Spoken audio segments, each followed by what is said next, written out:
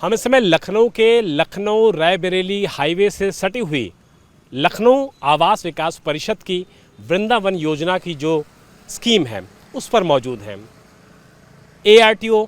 सेवानिवृत्त हो चुके ललित कुमार के प्रमाइसेस से जो 35 करोड़ रुपए की प्रॉपर्टी मिली है विजिलेंस विभाग को, उसमें विजिलेंस विभाग को पेपर्स मिले हैं वृंदावन योजना की। इसी स्कीम के तहत 2000 स्क्वायर फीट की जो प्लॉट है, आवासीय भूखंड है, वो ललित कुमार ने अपने नाम करा रखा था। दरअसल 35 करोड़ रुपए की जो चल और अचल संपत्ति ललित कुमार के कब्जे से विजिलेंस विभाग को मिली है, उसमें लखनऊ की कई सारी प्रॉपर्टीज़ हैं, फ्लैट है, आवासीय भूखंड है, खेती की ज़मीन है, जो ये दर्शाती है कि अपनी नौकरी के दिनों में किस कदर बड़ा भ्रष्टाचार किया था ललित कुमार ने। और उसी वजह से जो विजिलेंस इंक्वायरी शुरू होती है उसमें जो उनकी आय होती है और उनका जो व्यय होता है, यानी कि जो इनकम होती है और जो एक्सपेंडिचर होता है, उसमें 75% का फ़र्क होता है। और यही वजह है कि जो फ़र्क आता है 75% का, ये आता है भ्रष्टाचार के ज़रिए। यानी कि आप कमाते हैं 100 रुपये और खर्च करते हैं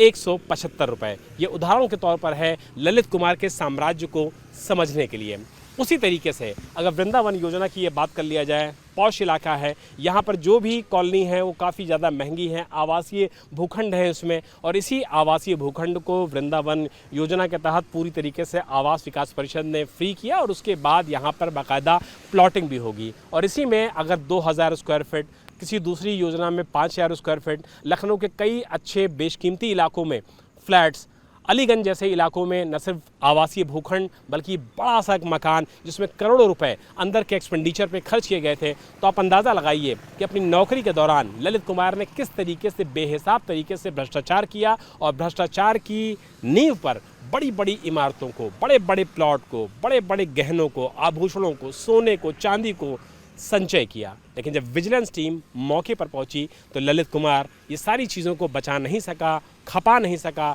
और विजिलेंस ने इन सारी चीज़ों पर जब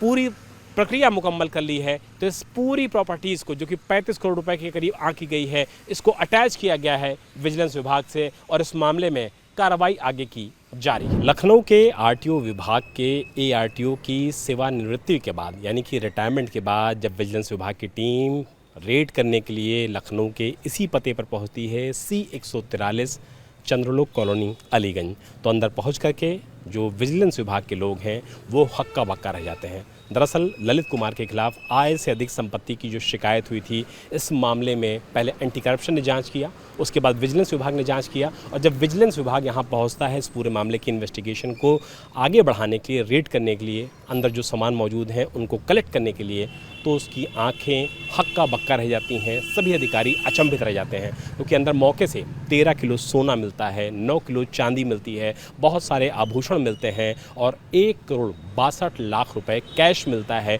जो कि इसी घर के अंदर जो अलमारियां हैं उन अलमारियों को बड़े बड़े लॉकर के तौर पर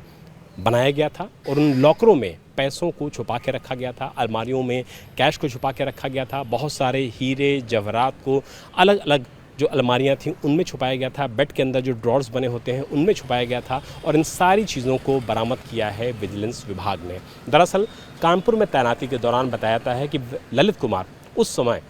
आरआई हुआ करते थे, यानी कि रिजर्व इंस्पेक्टर, जिनका काम होता है टेक्निकल मुआयना करना गाड़ियों का, गाड़ियां जो गुजर रही होती हैं आरटीओ के संचालन में, उनकी चेकिंग करना। और उस दौरान बताया जाता है कि भ्रष्टाचार का पूरा मामला सामने आया था।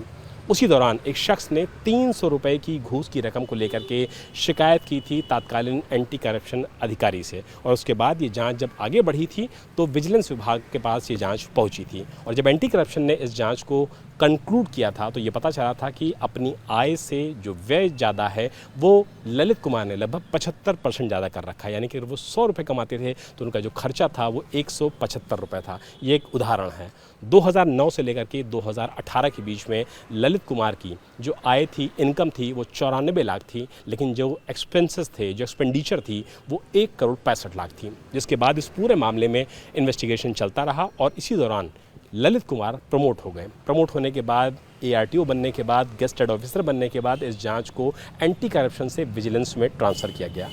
विजिलेंस ने इस पूरे मामले में पहले गोपनीय जांच की, जो कि एक तरीका है, और उसके बाद खुली जांच की गई। खुली जांच में बहुत सारी प्रॉपर्टीज़ की बात सामने आई, लखनऊ के इस आवास की बात सामने आई, लखनऊ में कई सारे भूखंडों की बात सामने आई, नोएडा में फ्लैट की बात सामने आई, रायबरेली और बाराबंकी में कृषि संबंधित ज़मीन की बात सामने आई, और उसके अलावा लखनऊ में कई सारे प्लॉट्स की बात भी सामने आई। लेकिन सबसे ज़्यादा हैरान करता है कि इन सारे के डॉक्यूमेंट्स को ललित कुमार ने अपने इसी घर में रख रखे थे, और ये भी पता चला है कि बेनामी संपत्तियों की भी कई बात इसमें सामने आई है कि ललित कुमार ने अपने करीबियों के नाम, अपने रिश्तेदारों के नाम भी इस तरीके की बेनामी संपत्ति को खरीद रखा है। आप अंदाज़ा लगाइए कि आरआई के तौर पर अपने सफ़र की शुरुआत करने वाले ललित कुमार एआरटीओ बनकर के रिटायर होते हैं। इस दौरान कानपुर में, रायबरेली में, आगरा में तैनाती रहती है, और उन सारी तैनाती के दौरान जो भ्रष्टाचार का पूरा खेल चलता है, उसमें 35 करोड़ रुपए की चल और अचल संपत्ति इसी घर से बरामद की गई है। विजिलेंस विभाग के जो सूत्र हैं, उन्होंने इंडिया टीवी को कंफर्म किया है कि जैसे जैसे इन्वेस्टिगेशन इस मामले का आगे बढ़ेगा,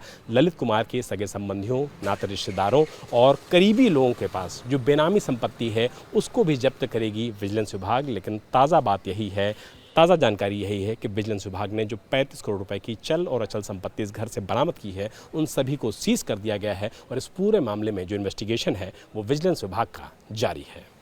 मकसूद आलम के साथ विशाल प्रताप सिंह, इंडिया टीवी, लखनऊ।